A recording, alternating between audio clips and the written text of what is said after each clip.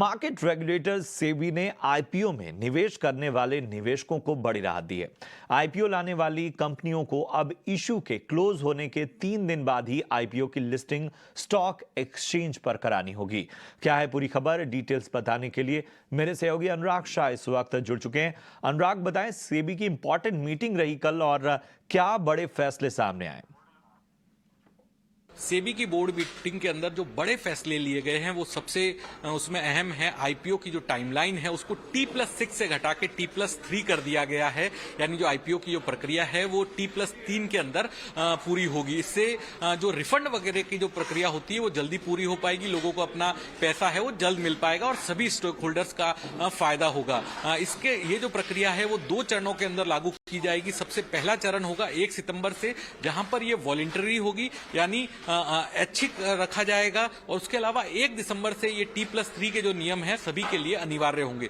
दूसरा जो ऐलान सेबी के द्वारा किया गया है वो है एफपीआई निवेश के जुड़े हुए जो डिस्क्लोजर है उनको सख्त किया जाएगा, जिसमें सेबी का कहना था कि इसके अंदर 1.5 साल तक का वक्त लिया गया है और सभी तरह की जांच के बाद ये जो अतिरिक्त डिस्क्लोजर है एफपीआई निवेश से जुड़े हुए वो लाए गए हैं। और इसमें 2 शर्तें रखी गई है कि एक एफपीआई जो निवेश है एफपीआई है उसका एक किसी ग्रुप कंपनी में कुल एयूएम का एक्सपोजर जो है किसी ग्रुप कंपनी में 50% से ज्यादा नहीं होना चाहिए, और दूसरा चीज है वो कुल एयूएम का 25,000 करोड़ से ज्यादा निवेश किसी एक कंपनी में नहीं होना चाहिए। ये शर्त जो है एफपीआई के अतिरिक्त डिस्क्लोजर में सेबी के द्वारा रखी गई। तीसरी चीज जिसका इंतजार था बोर्ड मीटिंग के अंदर वो म्यूचुअल फंड इंडस्ट्री से जुड़े हुए टोटल एक्सपेंस रेशियो के नियम का, लेकिन उसमें सेबी का कहना है कि इन नियमों ये जो नियम है वो प्राइस सेंसिटिव है, तो इसमें और डेटा का अध्ययन किया जाएगा और जल्द ही एक नया डिस्कशन पेपर सेबी के द्वारा लाया जाएगा।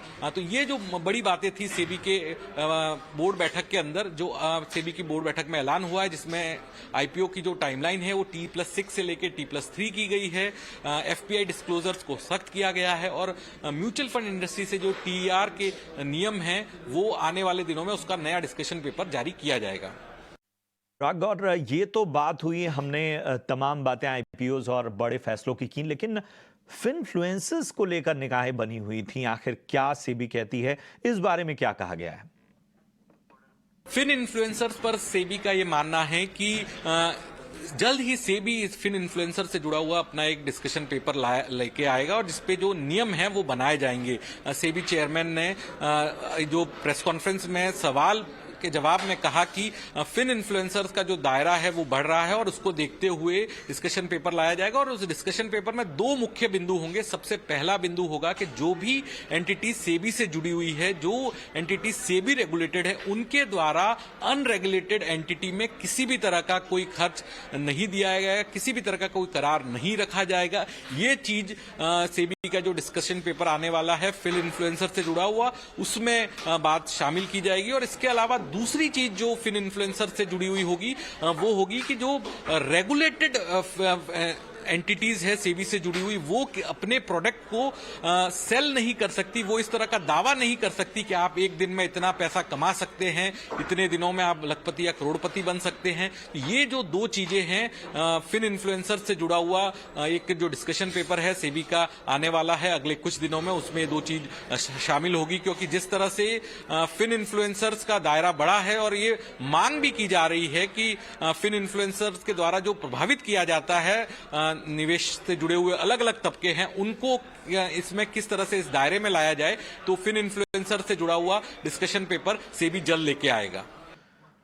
बहुत बहुत शुक्रिया करेंगे अनुराग आपका इस अहम जानकारी के लिए। चलिए कुछ और